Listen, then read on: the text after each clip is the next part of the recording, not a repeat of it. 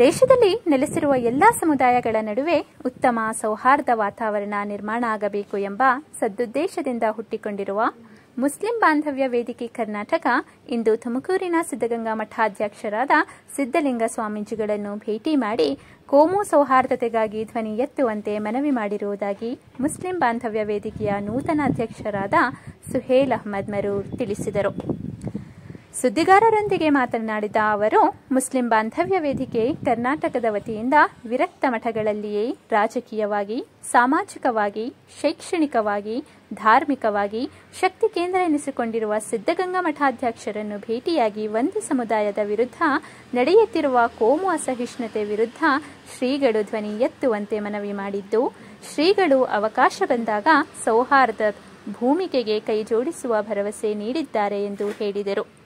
ಈ ಸಂದರ್ಭದಲ್ಲಿ ಮುಸ್ಲಿಂ ಬಾಂಧವ್ಯ ವೇದಿಕೆಯ ಗೌರವಾಧ್ಯಕ್ಷ ಎಸ್.ಬಿ. ದಾರಿಮಿ, ಕಾರ್ಯದರ್ಶಿ ಡಾಕ್ಟರ್ ಹಕೀಂ ತೀರ್ಥಹಳ್ಳಿ, ಮುಖಂಡರಾದ ಇಬ್ರಾಹಿಂ ಸಾಹೇಬ್ ಕೋಠಾ, ಮುಸ್ತಾಕ್ ಹೆನ್ನಬಾಯಿ ಹಾಗೂ ತುಮಕೂರಿನ ಮುಖಂಡರಾದ ಇಕ್ಬಾಲ್ ಅಹ್ಮದ್, ನಿಕೇತ್ ರಾಜ್ ಮೌರ್ಯ ಸೇರಿದಂತೆ ಹಲವಾರು ಉಪಸ್ಥಿತರಿದ್ದರು. ಈ ದಿನ ನಾವು ಮುಸ್ಲಿಂ ಬಾಂಧವ್ಯ ವೇದಿಕೆ, ಇದು ನಾಡಿನಾದ್ಯಂತ ಕರ್ನಾಟಕದ ಮೂಲೆ ಮೂಲೆಯಿಂದ ಮುಸ್ಲಿಂ ಸಮುದಾಯದ ಚಿಂತಕರು, ಲೇಖಕರು ಮತ್ತು ವಿಚಾರವಾದಿಗಳು ಒಟ್ಟುಗೂಡಿ ನಾಡಿನಲ್ಲಿ ವಿಶೇಷವಾಗಿ ಮುಸ್ಲಿಂ ಸಮುದಾಯದ ವಿರುದ್ಧವಾಗಿ ಮತ್ತು ಮುಸ್ಲಿಂ ಸಮುದಾಯ ಸಮಾಜದೊಂದಿಗೆ ಬೆರೆಯುವ ನಿಟ್ಟಿನಲ್ಲಿ ಮತ್ತು ಸಮುದಾಯ ಮತ್ತು ನಾಡಿನ ಎಲ್ಲ ಸಮಸ್ಯೆಗಳ ಜೊತೆ ಸಮುದಾಯ ಬೆರೆತು ಕಲೆತು ಒಂದಾಗಿ ಬಾಳಬೇಕು ಅನ್ನೋ ಸಂದೇಶದೊಂದಿಗೆ ನಾವು ಈ ವೇದಿಕೆ ನಿರ್ಮಾಣ ಮಾಡಿರೋದು. ಆ ನಿಟ್ಟಿನಲ್ಲಿ ನಾವು ಇವತ್ತು ಈ ಮಠಕ್ಕೆ ಭೇಟಿ ನೀಡಿರೋದು, ಸಿದ್ಧಗಂಗಾ ಮಠಕ್ಕೆ. ವಿಶೇಷವಾಗಿ ಏನಂದರೆ ಸ್ವಾಮೀಜಿಗಳನ್ನ ಭೇಟಿಯಾಗಿ ಈ ವೇದಿಕೆಯ ನಿರ್ಮಾಣ ರಚನೆಯ ಉದ್ದೇಶನ ಮನವರಿಕೆ ಮಾಡಿ ನಾಡಿನಲ್ಲಿ ಭವಿಷ್ಯದಲ್ಲಿ, ಯಾಕಂದರೆ ನಮ್ಮದು ಸರ್ವಜನಾಂಗ ಶಾಂತಿಯ ತೋಟ ಅಂತ ಪ್ರಸಿದ್ಧಿಯಾಗಿರುವಂತಹ ಒಂದು ನಾಡು, ಹಾಗೆ ನಮ್ಮ ದೇಶನೂ ಕೂಡ ಹೌದು, ಒಂದು ಬಾಂಧವ್ಯದ ರಮಣೀಯ ತವರೂರು ಅಂತಲೇ ಒಂದು ಪರಿಗಣನೆಗೆ ಇರುವಂಥ ರಾಷ್ಟ್ರ. ಈ ನಿಟ್ಟಿನಲ್ಲಿ ಸಮುದಾಯ ಸಮಾಜಗಳು ನಾವು ಸೌಹಾರ್ದತೆ ಸಮನ್ವಯತೆಯಿಂದ ಬಾಳ್ವೆ ನಡೆಸಬೇಕು.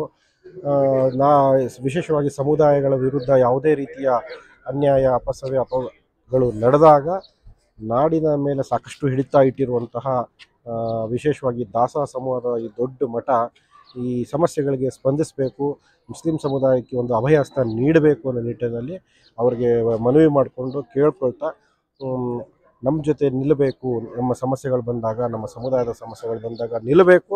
ಹಾಗೆ ನಮ್ಮಿಂದ ಯಾವುದಾದ್ರು ಸಮಸ್ಯೆಗಳು, ಲೋಪದೋಷಗಳು, ಕೊರತೆಗಳಾದಾಗ ನಮಗೂ ಕೂಡ ಎಚ್ಚರಿಕೆ ನೀಡಿ ನಮಗೂ ಕೂಡ ಮಾರ್ಗದರ್ಶನ ಬೇಕು ಅಂತ ಎರಡೂ ರೀತಿಯ ಮನವಿಗಳು ಮಾಡಿಕೊಳ್ಳೋ ನಿಟ್ಟಿನಲ್ಲಿ ಈ ಬಾಂಧವ್ಯ ವೇದಿಕೆಯ ಮೊದಲ ಹೆಜ್ಜೆಯಾಗಿ ಈ ರೀತಿ ಸಮಾಜದಲ್ಲಿ ಒಂದು ಸೌಹಾರ್ದತೆ ನಿರ್ಮಾಣ ಮಾಡುವ ಉದ್ದೇಶದಿಂದ ನಾವು ಈ ನಿಯೋಗ ಇಲ್ಲಿ ಭೇಟಿ ನೀಡಿದೆ.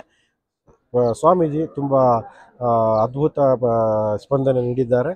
ಖಂಡಿತ ನಾನು ನಿಮ್ಗಳ ಜೊತೆ ಇರ್ತೀನಿ, ನಿಮ್ಮ ಕಾರ್ಯವನ್ನು ಮುಂದುವರಿಸಿ ಅಂತ ನಮಗೆ ಹಾರೈಸಿ ಆಶೀರ್ವದಿಸಿದ್ದಾರೆ. ನಮಸ್ತೆ. ಸೌಹಾರ್ದ ಕಾರ್ಯಕ್ರಮದ ಭಾಗವಾಗಿ ಮುಸ್ಲಿಂ ಬಾಂಧವ್ಯ ವೇದಿಕೆಯ ಒಂದು ನಿಯೋಗ ಇವತ್ತು ಸಿದ್ಧಗಂಗಾ ಮಠವನ್ನು ಭೇಟಿ ನೀಡಿದೆ.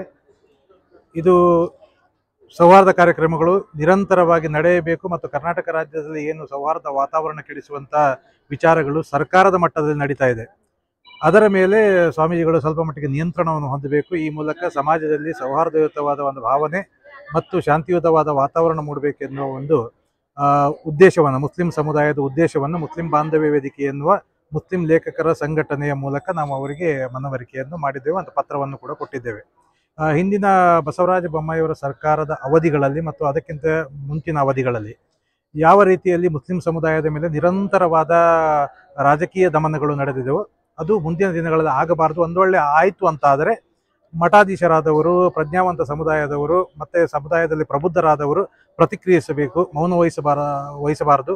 ನಾಡಿನ ಅತಿದೊಡ್ಡ ಸಾಕ್ಷಿ ಪ್ರಜ್ಞೆಗಳು ಮಠಗಳು, ಅದರಲ್ಲಿಯೂ ಕೂಡ ಸಿದ್ಧಗಂಗಾ ಮಠ ಈ ನಾಡಿನ ರಾಜಕೀಯದಲ್ಲಿ, ಸಮಾಜದಲ್ಲಿ ಮತ್ತು ಬಹಳಷ್ಟು ವಿಚಾರಗಳಲ್ಲಿ ನಿರ್ಣಾಯಕ ಮತ್ತು ಒಂದು ಸದೃಢವಾದ ಭೂಮಿಕೆಯನ್ನು ನಿಭಾಯಿಸಿದ ಮಠ. ರಾಜಕೀಯವಾಗಿ ಅಪಸವ್ಯಗಳು, ಅಸಂಬದ್ಧಗಳು ಸಂಭವಿಸಿದಾಗ ಮಠಗಳು ಸ್ವಲ್ಪ ಮಟ್ಟಿಗೆ ಕ್ರಿಯಾಶೀಲತೆಯನ್ನು ಮತ್ತು ಮೌನವನ್ನು ಮುರಿದು ಮಾತಾಡಬೇಕು ಅಂತಕ್ಕಂಥ ಒಂದು ಕಳಕಳಿಯ ಮನವಿಯನ್ನು ನಾವು ಸ್ವಾಮೀಜಿಗಳ ಹೊರತು ಮಾತಾಡಿದ್ದೇವೆ. ಅವರು ಕೂಡ ಬಹಳ ಉತ್ತಮವಾಗಿ ಸ್ಪಂದಿಸಿದ್ದಾರೆ. ನಮಗೂ ಬಹಳ ಹೊತ್ತು ಮಾತನಾಡಿ ಮುಂದಿನ ದಿನಗಳಲ್ಲಿ ಸಮುದಾಯ ಸೌಹಾರ್ದಕ್ಕೆ ಸಂಬಂಧಪಟ್ಟ ಎಲ್ಲ ವಿಚಾರಗಳಲ್ಲಿಯೂ ಕೂಡ ಸಕ್ರಿಯವಾದ ಭೂಮಿಕೆ ನಿಭಾಯಿಸುವ ಭರವಸೆಯನ್ನು ನಮಗೆ ನೀಡಿದ್ದಾರೆ. ಇದು ಇವತ್ತಿನ ತುರ್ತು ಅವಶ್ಯಕತೆ. ಒಂದು ಬಾಂಧವ್ಯ ಬೆಸುಗೆ ಅಂತ ನಾವು ಹೇಳ್ತೀವಿ, ದೇಶದ ತತ್ವನೇ ಬಂಧುತ್ವ ಆಯ್ತಪ್ಪ, ಮಣ್ಣಿನ ಗುಣನೇ